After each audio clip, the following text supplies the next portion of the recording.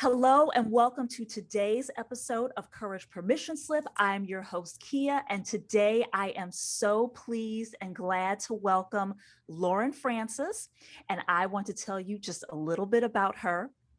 Lauren is the founder and president of Mulberry Talent Partners, a boutique recruiting agency with locations in Portland, Oregon, and the San Francisco Bay Area. Lauren possesses over 25 years of experience in the placement and recruitment industry. She is the founder and former CEO of Town and Country Resources, which she grew into the most successful domestic staffing firm in the country prior to selling the company in 2004. I love that so much, Lauren. Lauren then focused her efforts on corporate placements as she led the recruiting division of a consulting firm in Portland. But her lifelong entrepreneurial spirit would not let her go off into the sunset, which led Lauren to launch Mulberry Talent Partners, which is her third startup. Lauren has an extensive and well-established network that provides Mulberry's clients with unparalleled access to top-tier candidates. Welcome, Lauren. Thank you, Kia, and thank you for that kind introduction and for inviting me to speak with you today and to share my story. Yes, well, I am so glad that you are here. And, I remembered just, hearing little tidbits of your story along the way. And then, of course, just really sinking into your bio. And your path is so amazing to me. And I'm curious just to hear from you of what was it that led you to get on this path that you are on in the recruitment industry? Well, it started with really just inventing myself. And I was in a situation, I was in San Francisco in my late 20s, and I decided to open a maid service, a housekeeping service. And so I was doing all the cleaning and myself, and I've never been in better shape. But what I wanted to do is I wanted to start a business. I didn't have any money.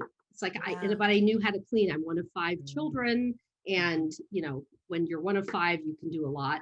And so that's how I started. And what ended up happening was I moved into, and I felt like I wanted to do something on my own. Yeah. And so I had previously been in the restaurant business before and wanted to, make a change from that. I wanted to pivot from that. And all of the, a lot of the organizations that were interested in me were all back in the restaurant business. I just didn't want to do that. So I decided, you know what, I'm going to pivot before pivot was popular. And that's what happened. That's how I got my start. Wow. I love that. And, you and I just in other conversations have talked so much about pivoting and what it takes to even admit that you want to make a pivot, to even admit that you want to go in a different direction. And, just thinking about the direction that, you decided that you want to go in, I'm interested to know, how did courage play into that? How did courage lead you down that road? I think courage is a lot of things. And first and foremost for me, and simply put, it's believing in yourself. And it's believing in yourself with but it may not look like what you think that looks like, right? And everybody thinks it looks like, success or something like else. It's not that at all. And so we moving forward with the imperfections or the not having all the answers, and also moving forward with your fears.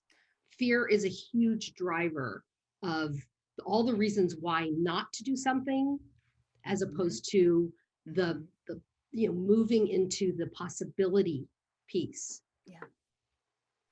And so thinking about how, fear can be that reason, right? When you think about that, how did giving yourself permission to move past those fears really propel you forward? I think that our lives are all a journey. And so and if you and what I've found is if we are open to possibility, we it we are able to, I don't know, capture something really special. And it also allows us an opportunity to see things differently. And so for me, fear is the fears that I have, because I'm a fearful person. I Mm, have been a fearful person. I grew up in a fearful household, and I mm, brought that with me. And I brought that with me into my first and second businesses. And so if you think about it, it affected my work family. So the fears mm. that I have were showed up there. When I look back at the companies I founded previously, I see those patterns. And so uh, there's a growth opportunity there, is what I guess I'm trying to Yeah. say. Yeah. Uh, Oh, go Go ahead. ahead. No, just the fear is part of what we all have. And one of the things I always tell people is fear is just a feeling. It cannot hurt you. And to be able to talk through the fear Hmm. and to try to reconcile with it. And sometimes you just have to acknowledge that Hmm. there are going to be fears. Hmm. I so thank you for sharing that. And when you said I'm a fearful person, like when you saying that, that just like that struck a chord with me because I'm sure that there are people who are listening or watching this who feel that about themselves, who Mm-hmm, feel that they are just riddled with fear and it keeps them stuck. And you're mm-hmm, saying to feel that and reconcile with it and know that it's just going to be there, right? And mm-hmm, this is something, and I know you and I have talked about this. Fear is not something that ever goes away. mm-hmm, You learn how to deal with it better. You know that, I mean, the majority of the fears that we have are not going to kill us, right? Like we're mm-hmm, not, thinking about how our like brains have evolved. They evolved from like the cave person times where, they were literally fleeing for their lives or mm-hmm, fighting for their lives, running away from saber-toothed tigers and whatnot. mm-hmm, And that, and our brains have not evolved much past that. But so we feel that the fears that come up, which I would love to hear what some of those fears are that you have, but those fears that come up, which are usually the fear of failure, the mm-hmm, fear of making a mistake, the fear of being judged. Those are some of the most common ones that I hear. But knowing that those fears are not going to kill you, right? right. So what's the alternative? Is fear going to be a big enough and a good enough excuse to not do the thing, right? To Mm-hmm, not start the business or to not apply for that job. So I really, really, really appreciate you saying, acknowledging that mm-hmm, you are a fearful person. I can't talk today. A mm-hmm, fearful person. mm-hmm, And then you still pursue these things. And like you said, you started the most successful staffing firm in the country, mm-hmm, but you categorize yourself as a fearful person. So I'm curious to hear, what are some of those fears that you notice that have popped up and maybe still do pop up? Well, for me, it was money, Mm, and security, yeah. right? So in our household, that was a fear, and it was always present. And so it was something that, struck myself. Mhm. And so I grew up with that fear and always worried that the bottom was going to fall out, Mm, or I was going to be destitute, or there was something terrible was going to happen.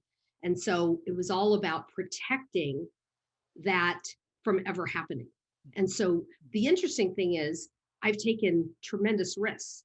So you think, wait, how does that work? And I don't know if I even have an answer to that. mm, I don't. And it might have been part of my creative mind wanting to create something versus to be in a job situation, because I was limited by my previous work that I didn't want anymore. So I decided to do something I knew I could do really well, mhm, and I know how to clean really well. And so I started it, and then I grew it, and that's how Town and Country came to be. Was our clients started asking us for full-time housekeepers or full-time nannies and that kind of thing. And so the Made in America, which was my first business, kind of evolved into Town and Country. And then Town and Country became, a larger organization based on placement as opposed to a service. So here's what's so, I think, fascinating and a really important point and lesson to what you talked about. You didn't start Made in America thinking that it was going to become, this huge staffing firm. That's not why you started. You started it out of other reasons of necessity, right? And one thing that I hear, and I even have to talk myself off the ledge with this sometimes, is I think people, and would love to hear your perspective on this, people get so fixated on, I want this to be this, right? Like, I'm going to start this and I want it to make, $1 million in the first year. And I want to be, known all over the world. And people immediately start out with these huge expectations. But what's important here is that when you start something that is a passion, something that you're really good at, something that you can do and it can be of service to someone, that sometimes just by taking that step, actually almost all the time that you take that step, does it grow into this thing that you never could have imagined. But just by you starting out knowing that here's my short-term vision, right? Like, here's the thing that I'm trying to achieve. And then what ends up becoming the actual outcome is something bigger than you could have imagined. And would you say that that's reflective of what that experience was in starting Made in America?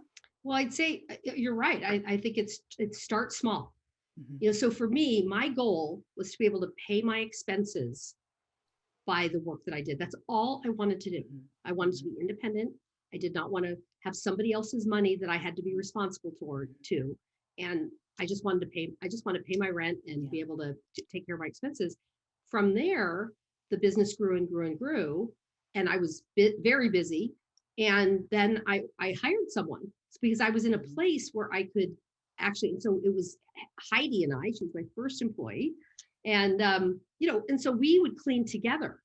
And so, and I also think too that, do what you're good at. Like you said, do what you're good at. One of the things that I do talk to people about starting, and a lot of people, they go into consulting or other areas from the work that they do, which is great.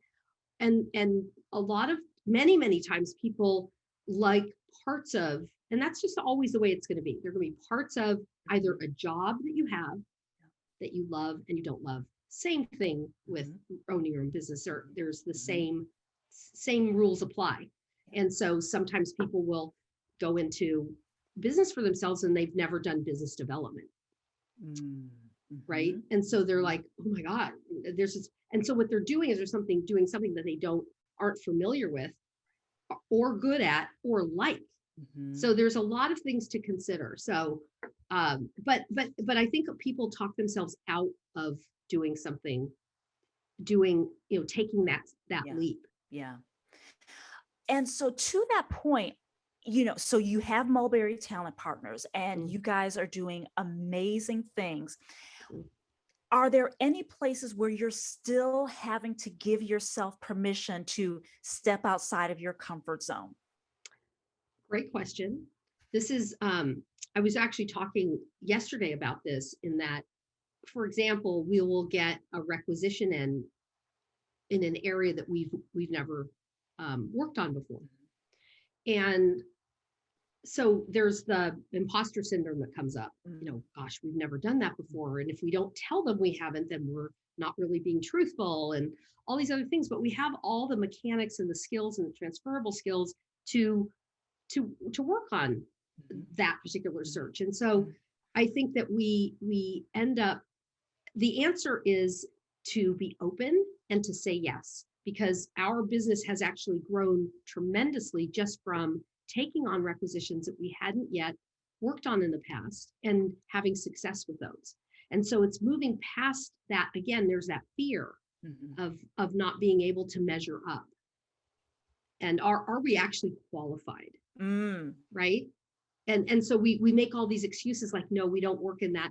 Well, I can tell you there was a division at Town and Country that was created because we said yes. So we had a client call us and said, I need a vegan chef. Okay. So, and they're clients of ours that, we placed other people with them. And it's like, the answer is yes, we can do that. And so we created an estate division that was all taking care of that kind of client that had a lot of a variety of needs. And so we created a whole new division out of it that was hugely successful. Wow. That's amazing. All because you said yes and you didn't let the imposter syndrome, the fear of not being enough, not being qualified enough, you didn't let that stop you. Right.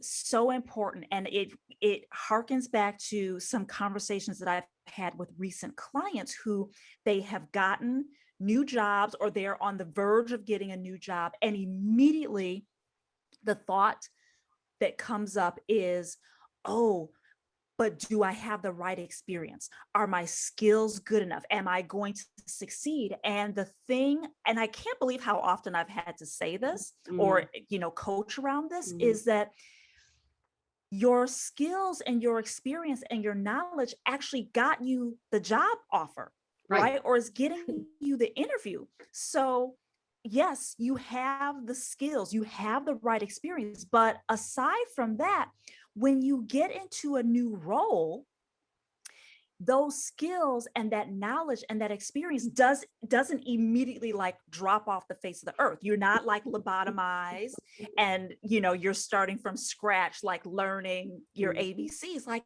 no, it doesn't go away. Like that comes with you. And as you said, the transferable skills, that all comes with you, and you're able to, be malleable so that you can meet this new challenge. But as you said, you have to be willing to say yes to the new challenge, even if it feels scary. Right. And uncomfortable. Yes. So get comfortable feeling uncomfortable. And one of the things I tell people too is change your relationship with yourself. Okay. Yes. So for example, I'm a community college dropout, or college was not a good fit for me, right? I am not, I am. So there are, so it's how you frame it. So when you make those small, the very small, they are so significant that they start to actually become what your conversations in your head actually start to change. And that is that's such an important step. And to think about the things that you say and look at your emails and say, why am I saying I'm sorry? I didn't do anything, right? Instead of I'm sorry, it's thank you for your patience while all of those little things. And we tend to, as women, more than men, I've seen, it's very common for us to kind of take that place, which isn't, it's also doesn't look good on us, and it's unnecessary. So that's really important to me. And and you talking about reframing it, there's so much power in our words, so much power. I think about, and I'm sure you've heard people say this, and you may have even caught yourself saying it, and I have to check myself on this too. But when you say, well, I have to do this, or I need to do that, and it's like, because that's akin to like the shoulds, right? Like, well, I should be doing XYZ. And those words, which are simple little words, right? But they can be so disempowering. So instead, what if you said, I choose to, or I want to, or I would like to, and it changes that dynamic. But simple reframes, like you said, like, I don't have, what do you have, right? What do you know? And centering on that. Oh, that's so good, Lauren. So good. So, and I feel like we have given so many answers to this question, but I'm going to ask you to one line it here. For someone who is listening or watching and who has an idea or a goal or just this vision that won't leave them alone, but they're not taking action on it because they're making their fear bigger than the goal, the idea, the vision. What is your advice for that person? Well, you've got to get out of your head, number one, Mhm. and you must find an accountability partner, a coach, Mhm. a guide, someone that can help you talk it through, and also someone that's a positive person, that's an encouraging person, not just, oh, you're so amazing, you can do whatever you want, you can change the world. Not like that at all. It's really about someone that can listen and hear you. Yes. And I think a lot of people are on the fence and stay on the fence Mhm. because they are all in their heads. Yes. And the voices in our heads are can can can be, tough for us to make Yes. a step forward. Yes. Make the next step. Yes. Oh, that's so good. Talking Mm, about how much we're in our heads mm, and we make things bigger there and we mhm, create these mhm, stories that aren't necessarily true. So mm, that's really important. And then having that person outside of you, that mhm, accountability mhm, partner, who can really kind of check you and say, is mm, this true? Are you mhm, moving forward? Are you taking mhm, steps? mhm, Really, really important tips. Love that. Thank you so mhm. much, Lauren. Oh, you're welcome. So, how can people learn more about or connect with you? So Mulberry, our mulberrytalent.com. And also, you can find me on LinkedIn. And we have a series that we have recorded. In fact, we've had you on our leadership and career conversations, and there's a lot there. So we really encourage people to reach out to me because I am one of those people that's accessible. Mhm. Uh, and I want to hear from you, and I do try to make the time to help people along the way. It's very important to me to mentor others. Yes, yes, so important. And we're going to include all of Lauren's information in the show notes. So if you didn't catch it, we will share that for you. But Lauren, thank you for all of your sage wisdom and advice and for sharing your story today. I feel like that's so important for people to hear. So I so appreciate you for being here on this program today. Thank you for inviting me. It's just a pleasure to speak with you. Absolutely. Thank you. And be sure to join a career conversations Mhm. because they're fun and they are very informative and they're quick. So more information on that in the show notes. But Thanks. thank you again, Lauren. Thank you all for watching and listening. And we will see you next time on the Courage Permission Slip.